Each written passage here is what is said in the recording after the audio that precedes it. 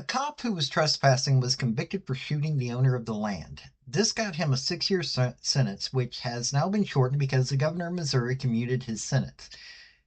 It will still say he was convicted, but he will get to move on with his life, unlike his victim. It always seems that even when a member of law enforcement is convicted for any crime, they get quite a few reductions. Okay, he was law enforcement, but he also broke the law and a man lost his life. Eric de Balkenair, I'm not even sure how to pronounce that name correctly. I'm not even going to look it up. He's not worth it. Was a police detective with Kansas City when he answered a call in which he did quite a bit wrong. Some people say this is partially because the cop was white and the suspect was black, but I say it was an addiction to power of a guy who thought his badge covered all his actions. Even with the conviction, it seems that does not help. If a man kills another, gets convicted, unless it's a valid killing, there is no reason to lighten the load on the criminal. Howdy, y'all. This is Paul, the Redneck Thinker. What we have here is a channel to communicate. I want you folks to be thinking by the time you leave my videos. Why? Because I'm tired of people talking via what other people tell them to think. So, watch my video and enjoy the chance to think for yourself. Okay, you can look this up in my Substack link down below. From the Missouri Independent, here's what occurred. Missouri Governor Mike Parson commutated the prison sentence of a former Kansas City police officer who was convicted of involuntary manslaughter in the fatal shooting of a black man. By the way, I am quoting Missouri Independent. I still agree with what I said about this being a power trip more than it is about skin color. Parson announced his decision to free former police detective Eric, the screwed up name, with prison in a press release Friday afternoon that included numerous other individuals receiving a commutation or pardon. He did not explain his reasoning, but has long hinted he planned to make the controversial decision before he leaves office next month. The cop, who is white, was serving a 6-year prison sentence. I just find that hilarious. That 6-year prison sentence. He convicted in 2021 of killing 26-year-old Cameron Lamb. On the morning of December 3rd, 2019, the cop responded to a request over his police radio to check out a driver who had been speeding through city streets. The driver, Lamb, had pulled his pickup truck into a driveway and was backing into a garage.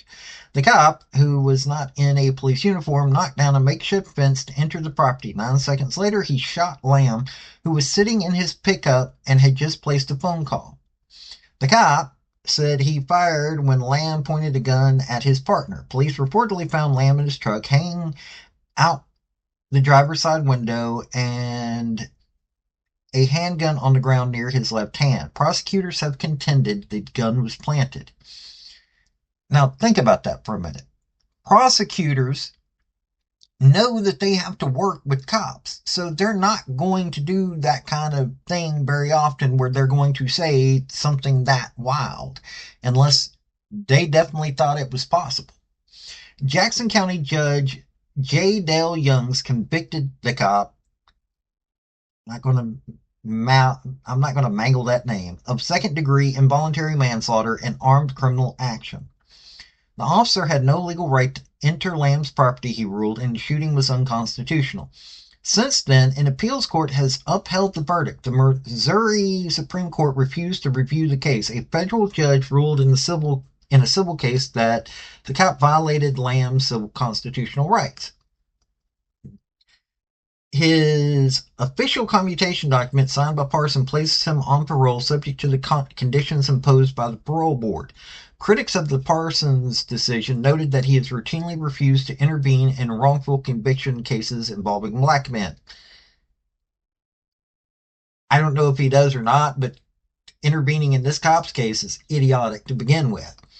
While Eric, gets to spend Christmas with his family, the 3 children of Cameron Lamb will never see their father again, said House Minority Leader Ashley Aune, A-U-N-E, a Kansas City Democrat. There is no justice here. Well, what do you say, folks?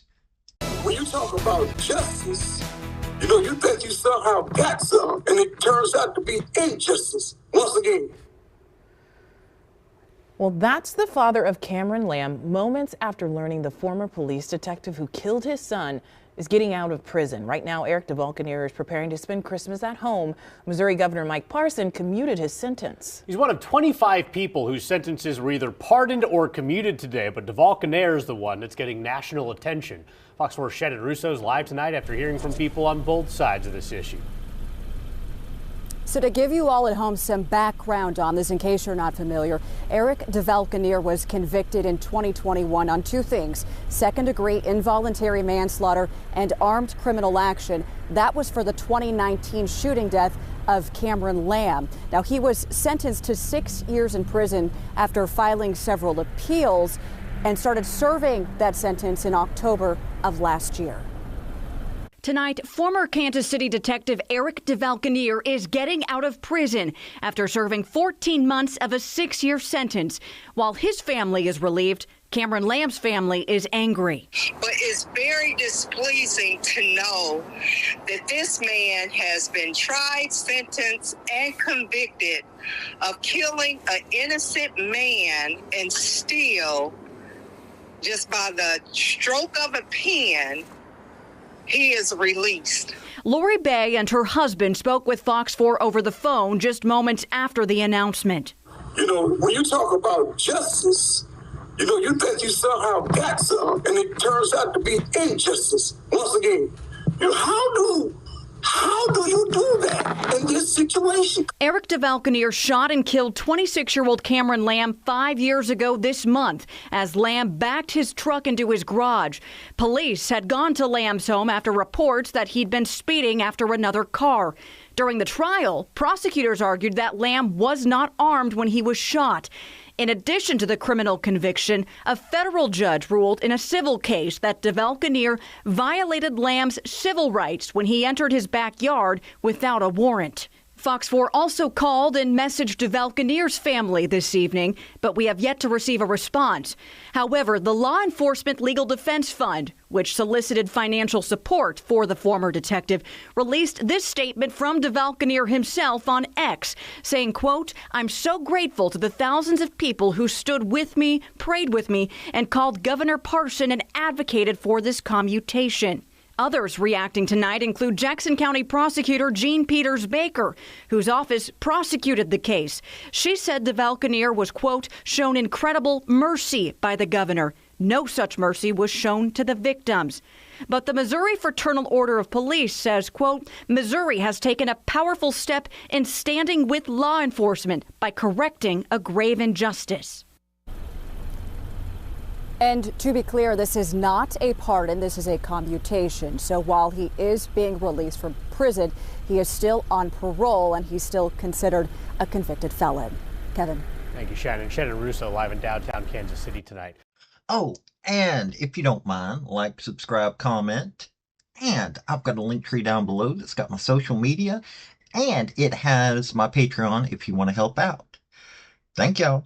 Now look, I'm not sure what's going on with this case, but this is straight up some weird stuff going on here, that you would commute the sentence of somebody who has already got a laughably short prison sentence for this. You're going to cause a lot of problems. Not to mention, I don't know much about this Parsons fella. Maybe some of y'all do, but this fella just like, yeah, I don't even know where to begin my thoughts on this. And this dude's a Republican at that. I don't know. I really don't. This is some craziness.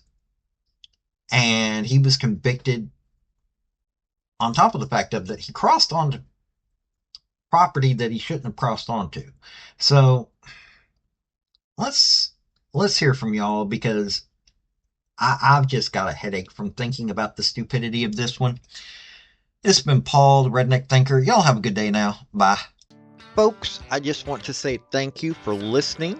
I want to thank you for taking your time. I want to hear what your comments are about what you think on this topic, because your comments are what's important, not necessarily mine. I don't care if you're Republican, I don't care if you're conservative, I don't care if you're liberal, I don't care if you're Democrat. I want to hear your opinion on these topics. I want to thank you yet again for listening to my video. Like, subscribe, and all that other hoopla. This has been Paul, the Redneck Thinker. Y'all have a good day now. Bye.